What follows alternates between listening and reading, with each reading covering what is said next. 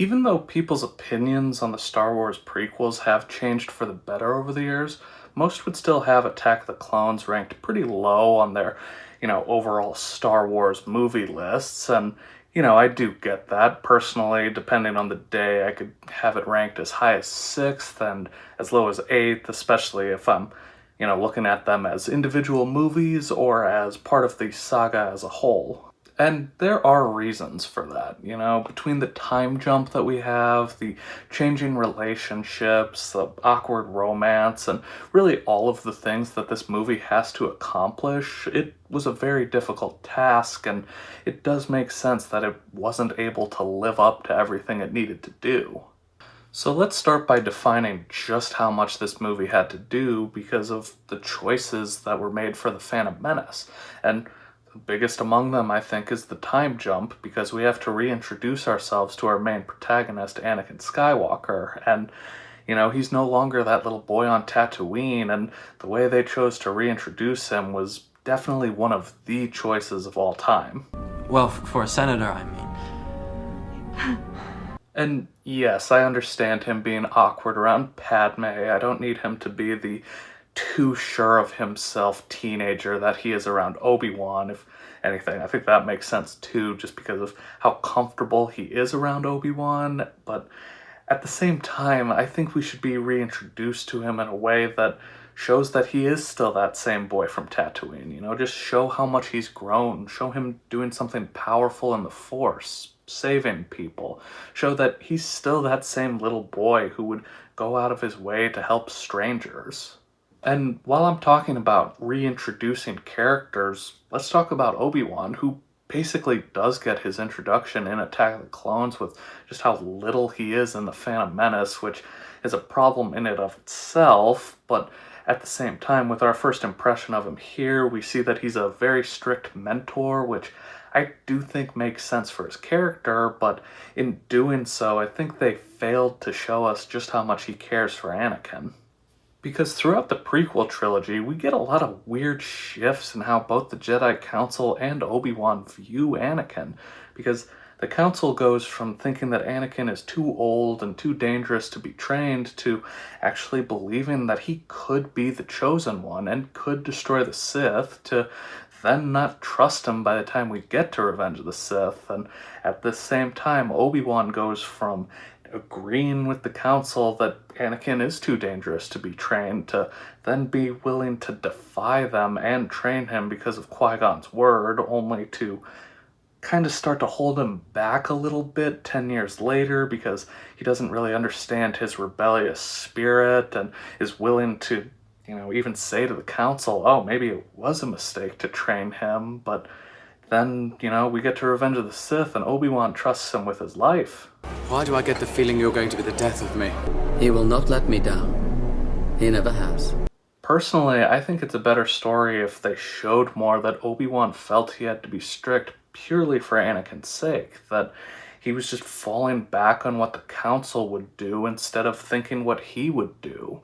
And I don't even really think that's much of a stretch to say that that is where Obi-Wan is in his journey in the story as we have it, because he took a Padawan at too young of an age, one who would be more powerful than he could ever hope to be, and in his insecurity about those things, felt he had to be like Qui-Gon, but because Qui-Gon was taken too soon, he didn't really fully understand his teachings.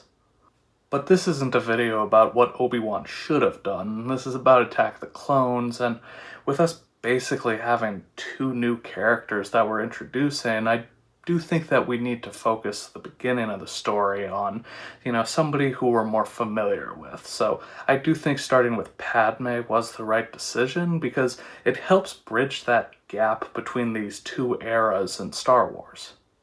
But I think the problem with Padme's character is at times she feels like she's a little too well put together, I mean, she's obviously a cunning strategist and a gifted politician. I mean, she was elected queen at 14. This is where she's at her best, and just like how I think the movie should have started with us showing Anakin doing what he does and showing how great of a Jedi he could be, I think we should also see Padme being just a very influential politician so that we can see, hey, she's also really good at what she does, but then when you put those two together and they have their feelings, they're just both kind of awkward, you know? I feel like, especially if you've read the novelization of Attack the Clones, you can see more so that Padme is kind of awkward around him too. She just hides it better, but I do think that they should have let her be a little awkward around Anakin too from the beginning.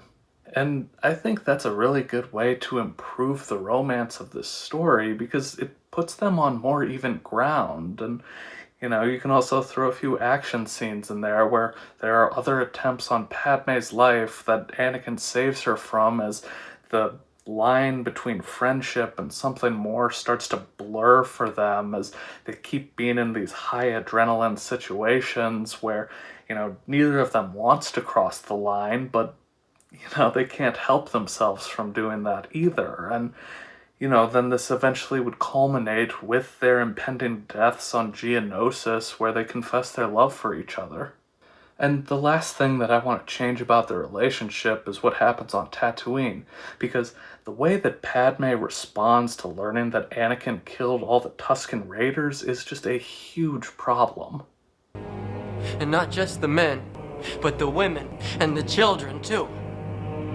I mean, is this her trying to be understanding and saying it's okay that he mass slaughtered a bunch of people? Is this her just being afraid of him? Is she into it? I mean, what is the interpretation of this scene that we're supposed to take away? I mean, this is obviously just problematic writing for Padme as a character, as she's being written to be this impossibly forgiving woman who will stand by our hero no matter what he does. But I want to make this story better, and I think the way to do that is not by not having Padme offer Anakin comfort in this moment, but to change the circumstances around it that lead to her comforting him. Obviously, he's feeling terrible about what he did to the Tusken Raiders, but at the same time, he would also be terrified that he's going to lose Padme if he tells her the truth, so he doesn't tell her the truth here. What?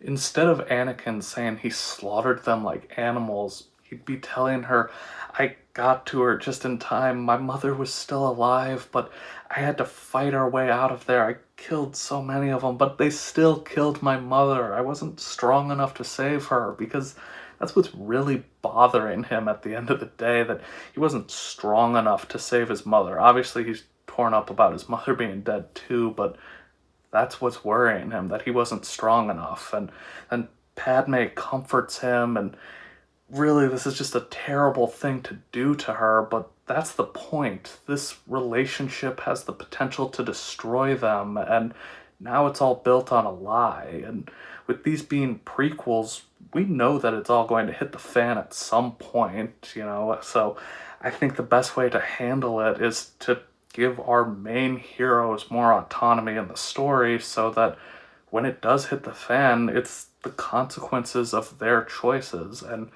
Anakin made the choices that led to the Empire rising. And these choices will blow up in Anakin's face because it's going to be the thing that destroys his relationship with Padme. The fact that he lied to her so that when he turns to the dark side for her and is executing Order 66 and slaughtering younglings, all of a sudden she is totally blindsided by it because that's not the man who she fell in love with. And, even in the canon, it's kind of weird where it's like, oh yeah, she wouldn't believe this of him, but at the same time, he does have priors. And while I'm talking about giving our characters more autonomy, I do think there's the opportunity for that in our other storyline as well, as Obi-Wan is learning that Jango Fett is the template for the clone army, and in the canon, the Jedi Council's reaction to this is basically just, cool, we need an army, rather than thinking about why this assassin that the Separatists are using was used for the template. Because so much of the Jedi Council's problems in the canon is that they kind of just stand aside and do nothing as Palpatine is able to do whatever he wants. least in this story, their failures are because they had to play politics, that they couldn't admit their own failures and fell into this trap where, you get the same themes too. Their hubris is their downfall. It's just now they're a more active participant in it. But more than this, more than Padme as a character, more than anything else, I think the biggest problem in Attack of the Clones is the relationship that Obi-Wan and Anakin have, because this is how old Ben describes him. He was the best star pilot in the galaxy, and a cunning warrior, and he was a good friend. And yes, part of the problem here is just you only have so much runtime in a movie, but because of how much this movie has to get done, we have to keep in mind with the time jump, we're reestablishing these characters, and Obi-Wan and Anakin didn't really spend any time together in The Phantom Menace, but then at the same time, you have to consider that usually in the second part of your trilogy, you separate your heroes, and I do think that it makes sense to do that here, especially when you're trying to establish the romance between Anakin and Padme, but I think it was just done too early, and we don't really get to see anything about Anakin and Obi-Wan and how much they care about each other. We just have to be told about it. At the end of the day, I think the biggest problem that the prequels had was that there was just too much story to tell for 3 movies, and this isn't Lord of the Rings either. This isn't being told in 10 hours. It's going to be closer to 7 for us to tell the tragedy of Anakin Skywalker, and to do that, we have to really care about him as a character, and we need to see the best star pilot in the galaxy, the cunning warrior, and the good friend. But we don't really get to spend as much time with that Anakin, and even if you want to say, well, hey, he's still just a Padawan here, he's growing up, we don't see how the war has changed him. And that's true, but we only have 3 more years of growth from Anakin here, and the next time we're going to be seeing him, he's becoming Darth Vader, so we need to be spending a lot more time with this idealized Anakin that old Ben is talking about on Tatooine rather than the one that we got. This is outrageous. It's unfair. And that's how I would make Attack of the Clones better, and hopefully the prequel trilogy as a whole. Personally, I think the more ideal way to do it would be to have started the prequels with Attack of the Clones and have the Phantom Menace be more of a Star Wars story rather than part of the Skywalker saga. If you want to see my full thoughts for how the Phantom Menace put the prequel trilogy in the hole, you can click on this video right here, but now I want to shift the question to you. What else would you change about Attack of the Clones? I didn't really talk about the Separatists in this video. If you want to see if they were secretly the good guys in the Clone Wars, you can click on this video up here, but that's all I got for you today. So if you enjoyed, please drop a like, subscribe if you want more like this, and I'll see you next time on STV.